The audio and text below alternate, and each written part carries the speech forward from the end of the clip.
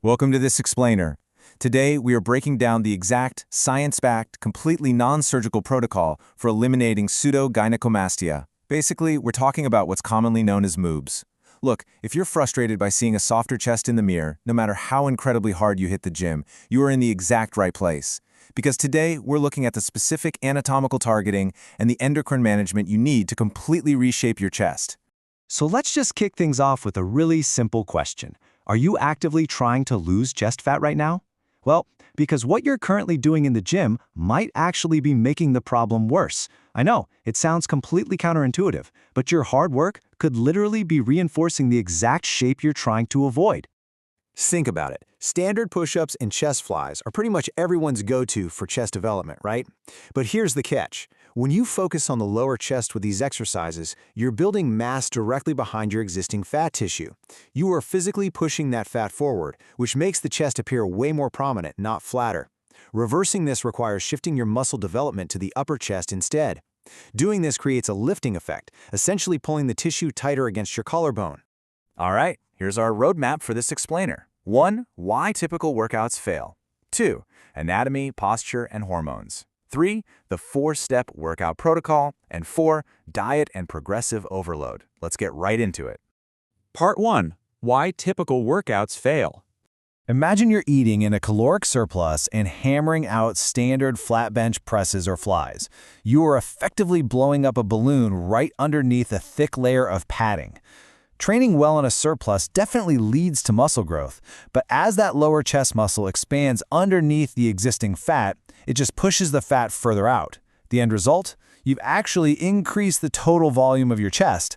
It's the exact opposite of what you want. Which brings us to Part 2. Anatomy, posture, and hormones. Now this is where it gets absolutely fascinating. There's a biological loop happening inside your body.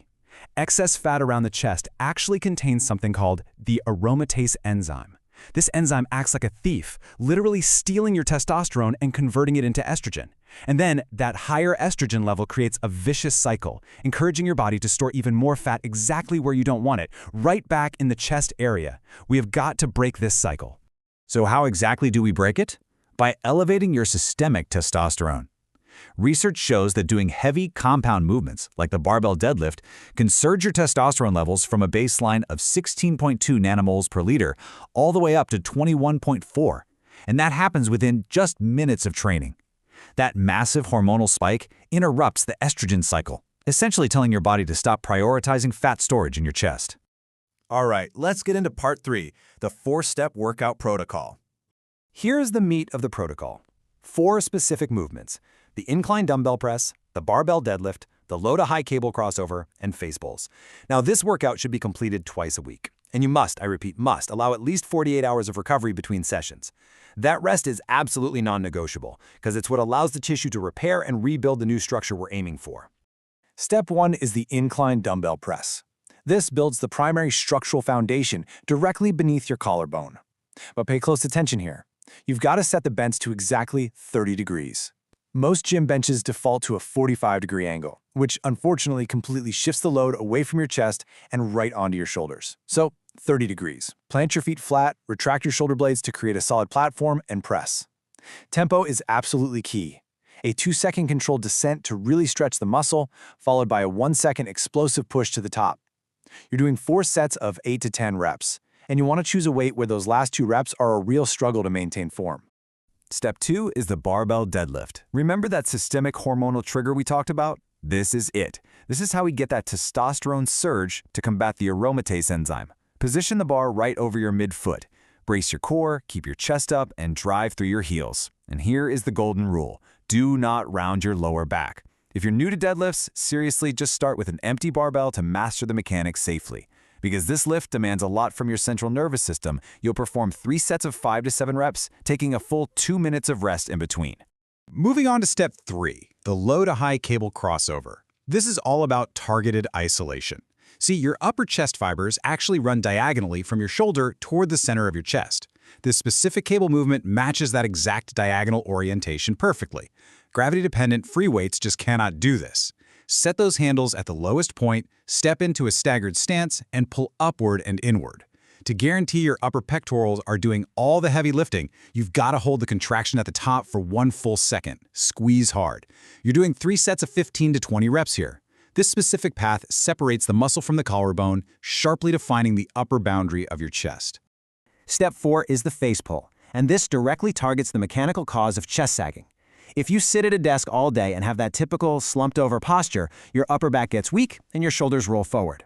That slumping literally causes your chest tissue to fold and hang way lower than it naturally would. Set the cable to upper chest height and pull the rope towards your face, splitting the ends right around your head. Focus entirely on driving your elbows back and squeezing your shoulder blades together. No using momentum or leaning back. 4 sets of 15 to 20 reps here will correct your shoulder position, instantly changing how your chest sits on your ribcage. It genuinely flattens the appearance before you even lose a single pound of fat. And that brings us to the final piece, part 4, diet and progressive overload. Look, the workout reshapes the muscle, sure, but the diet is what actually removes the fat. It's basic math. You must maintain a daily deficit of 300 to 500 calories. This forces your body to tap into that stored chest fat for energy. But while you're in that deficit, you have to protect the new upper chest muscle you're building. That means keeping your protein intake high. Aim for between 0.8 and 1 gram per pound of your body weight. Combine that nutrition with your 48 hours of recovery, and your body basically turns into a machine perfectly calibrated to burn chest fat while building up that upper chest structure. But you can't just coast once you get started. You have to use progressive overload. You cannot use the exact same weights or do the exact same number of reps for all 12 weeks. Every single week, you must force your body to adapt. Add a little more weight or squeeze out just 1 more rep on these 4 movements. That constant incremental increase in demand is exactly what forces the chest to adapt, tighten, and flatten out. So, the ultimate secret here? Consistency. Stick to this science-based routine for exactly 12 weeks. By combining the caloric deficit with these 4 structural and hormonal movements, you are effectively hacking your endocrine system and your anatomy at the exact same time. You're leaving absolutely nothing to chance. We've broken down exactly what it takes to completely restructure the chest. Structural, hormonal, nutritional, it's all there. So I have to ask, have you taken your relaxed front-facing before photo yet? Take it today. Stick strictly to the science. 12 weeks from now, are you going to keep hiding under baggy shirts? Or are you finally going to see the chest you've been working so hard for?